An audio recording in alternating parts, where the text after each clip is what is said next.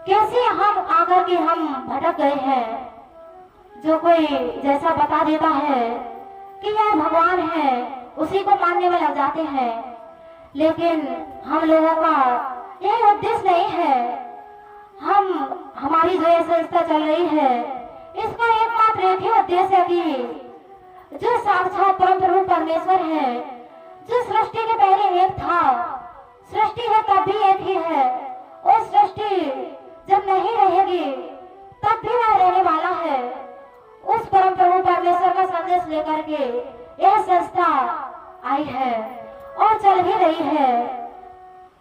तो हमारा यह उद्देश्य है, हमारा यह उद्देश्य नहीं है कि हम आप सभी लोगों को भरमाए भटकाएं और ऐसे ही हम अपने आश्रमों से सताए रहे।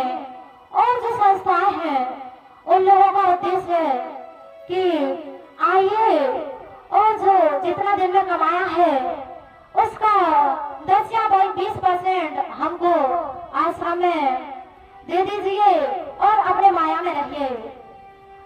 उपदेश तो देते हैं कि माया को छोड़िए छोड़िए, माया को छोड़िए, लेकिन खुद ही माया को रखने में लगे हैं। जैसे कथावाचक है, कथावाचक उपदेश तो बहुत बड़े बड़े देते हैं, पूरी भागवत सुना डालते हैं, पूरा दान का प्रकार सुना देंगे, पूरा लीला का प्रकार सुना देंगे। आज के दिन देखिए, आज के दिन बहुत ही बड़ा बड़ा मंच लगा करके कृष्ण जी का चरित्र ऐसे बखान कर रहे होंगे कि मानो पूरे साक्षात भगवान को जाने देखे हुए बैठे हैं। लेकिन उनको पता तो यह भी नहीं है कि भगवान की पूजा कैसे की जाती है।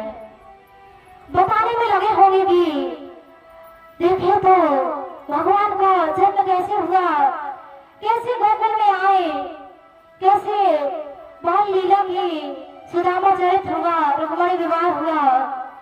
इन सब लीलाओं को तो बहुत ही घुमा करके, झुमा करके, नचा करके, रुला करके सुनाएंगे। लेकिन जो ज्ञान वाला प्रकार है उसको तो पन्ना को बंद करके ही रखेंगे, उस अध्याय को तो खोलते ही नहीं है। लेकिन हम सब लोगों का यह उद्देश्य कि उसकी जानकारी दे। यह सबको सबको बता देता है कि और आप सब लोग जानते भी हैं कि कैसे रामलीला होती है, कैसे कृष्ण लीला होती है। इन सबको बताने की क्या जरूरत है। उस चीज को जाने कि कैसे हमें मनुष्य जीवन मिला है, किस लिए मिला है, कैसे भगवान के यहाँ से आए थे, कैसे यहाँ पर फंस गए संसार में, कैसे यहाँ से छूटेंगे, और यहाँ से जाने के बाद वहाँ का रास्ता क्या है। जब हम वहाँ जाएंगे तो वहाँ का जब रास्ता ही पता नहीं होगा तो कैसे जाएंगे। जैसे हम कहीं भी जाते हैं तो 2-4 दिन से वहाँ की तैयारी करते हैं, लेकिन यह तो कभी सोचा ही नहीं कि मरने के बाद जहाँ जाएंगे, यह शरीर छोड़ने के बाद जहाँ जाएंगे, आखिर वहाँ का रास्ता कैसा है, वहाँ का रहन सहन कैसा है, वहाँ का हाव भाव कैसा है।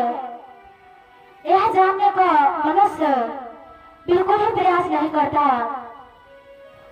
तो हमारा सबका यह उद्देश्य है कि जो हमने यह मनुष्य शरीर पाई है, इसका मूल यानी एकमात्र उद्देश्य यह है कि हम अपने इस मनुष्य शरीर से अपने मोक्ष की प्राप्ति करें, इस जन्म मरण के बंधन से मुक्त हो जाएं। जब हम अपने मंजिल को ही नहीं पाएंगे तो इस मनुष्य शरीर पाने का मतलब ही क्या होगा। जैसे हम कोई पेड़ लगाए, किसी भी चीज का पेड़ लगाए, आम का लगाए, तो वह छाया भी दे, लकड़ी भी दे, और यदि फल ना दे तो हम लोग उसको रखते नहीं हैं। कहीं भी देख ले आप, कोई सा भी पेड़ लगाए, अगर वो फल नहीं देगा, कितने भी लकड़ी देवे, छाया दे, लेकिन यदि फल नहीं देगा तो उसको काट डालते हैं। वैसे ही हमारा यह मनुष्य शरीर है, यदि हमने इस मनुष्य शरीर की प्राप्ति नहीं की तो क्या लाभ हुआ मनुष्य शरीर पाने का। इससे अच्छा तो सोकर होकर हम जानवरों की योनि पा जाते। तो यह कहने के लिए तो नहीं रह जाता कि हमें भगवान जानने की भाव ही नहीं हुआ। जानवरों का क्या है, आहार निद्रा भय मैथुन, यानी अपना चार में ही जीवन सीमित रहता है। खाना पीना, सोना जागना और मात्र से भय और संतान पैदा करना।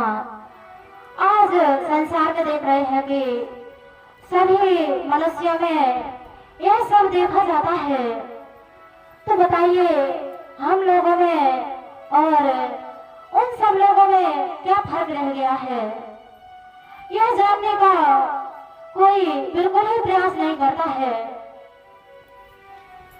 जैसे अभी आज के दिन कहीं कोई और फंक्शन हो रहा होता तो देखिए कहीं बैठने की जगह नहीं होगी, लेकिन जो यहाँ पर सत्संग कार्यक्रम हो रहा है तो देख रहे हैं कि गिने चुने ही लोग आएंगे, क्योंकि उनका इतना सौभाग्य कहाँ है कि